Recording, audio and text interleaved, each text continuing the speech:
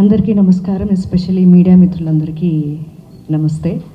చాలా రోజుల తర్వాత మీ అందరినీ కలుస్తున్నాను. ఐఎమ్ సో హ్యాపీ అండ్ ఇంకా చాలా హ్యాపీగా ఉంది. ఇటువంటి ఒక ఈవెంట్కి నేను ఈరోజు వచ్చి మాట్లాడుతున్నాను ఓన్లీ బికాస్ ఆఫ్ కిరణ్ గారు. ఐ కంగ్రాచులేట్ యూ బికాజ్ మీరు మ్యారీడా? షీఈ్ వెరీ లక్కీ అండి. బికాజ్ ఇంత అర్థం చేసుకునే హస్బెండ్ దొరకడం ఒక అమ్మాయికి చాలా లక్ ఉండాలి. అండ్ ఇంకోటి ఏంటంటే, ఇప్పుడు ఫ్యామిలీని మెయింటైన్ చేయటం అనేది కూడా ఒక పెద్ద టాస్కే. ఒక మిస్సెస్ అయిన తర్వాత చాలా పెద్ద బాధ్యత అది. బట్ ఆ బాధ్యత తీసుకుని కూడా మనలో ఉన్న కొన్ని టాలెంట్స్ని మనమే ఎందుకులే అని వదిలేస్తూ ఉంటాం. ఈవెన్ మీరు మంచి సింగర్ అయి ఉండొచ్చు, డాన్సర్ అయి ఉండొచ్చు, ఇంకేదన్నా ఎక్స్ట్రా యాక్టివిటీస్ మీలో ఉండుండొచ్చు. అవన్నీ ఏంటంటే ఫస్ట్ ఆఫ్ ఆల్ యువతల వాళ్ళు గుర్తిస్తారా లేదా అనేది పక్కన పెట్టేసి మనకి మనమే డిసప్పాయింట్ అయిపోతూ ఉంటాం.